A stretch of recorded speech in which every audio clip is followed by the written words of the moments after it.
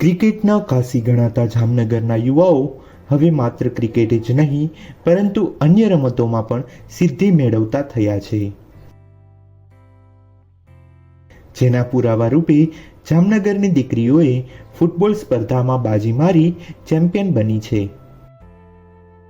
બરોડા ખાતે આવેલ દેસરમાં inter district under 17ની રાજ્ય કક્ષાની ટુર્નામેન્ટ યોજાઈ હતી, જેમાં જામનગર ઉપરાંત રાજકોટ, વડોદરા, અમદાવાદ શહેરની જુદી જુદી 29 ટીમોએ ભાગ લીધો હતો. સરકારશ્રીની સ્પોર્ટ્સ ઓથોરિટી ઓફ ગુજરાત દ્વારા ચાલતી DLSS યોજના અંતર્ગત જામનગર જિલ્લાની football team Gujarat state football association દ્વારા આયોજિત Zydus cup inter district football ટુર્નામેન્ટમાં ચેમ્પિયન બનેલ છે.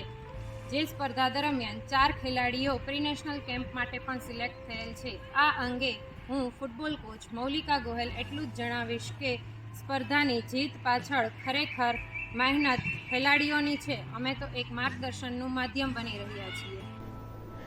જામનગરની આ કન્યાઓએ કાલાવડમાં કોચ મૌલિકા ગોહિલ પાસેથી તાલીમ મેળવી છે અને શ્રી BB અને PB હીરપરા કન્યા વિદ્યાલયમાં DLSSની સહાયતાથી આ સિદ્ધિ મેળવી છે.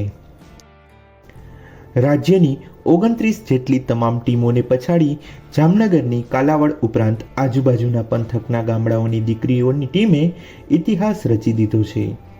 આ ઝળહળતી સિદ્ધિ બદલ દીકરીઓ પર શુભેચ્છાનો મીઠો મેહ વરસી રહ્યો છે.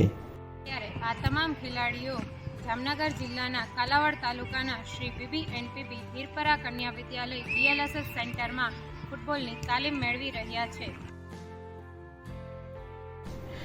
ગુજરાત સ્ટેટ ફૂટબોલની ચેમ્પિયનશિપ દર વર્ષે યોજાય છે,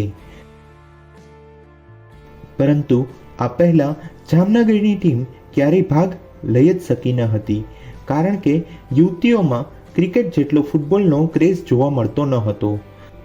આ સંજોગો વચ્ચે કાલાવડ સહિતના ગ્રામ્ય પંથકોની કેટલીક દીકરીઓએ ફૂટબોલ ટીમમાં જોડાઈ હતી, જેનાથી જામનગરની ટીમ મજબૂત બની શકી હતી. વિજેતા ટીમમાં મોટાભાગની દીકરીઓ જામનગરના ગ્રામ્ય વિસ્તારની જ હોવાથી એ પણ એક અનોખી બાબત જોવા મળી છે.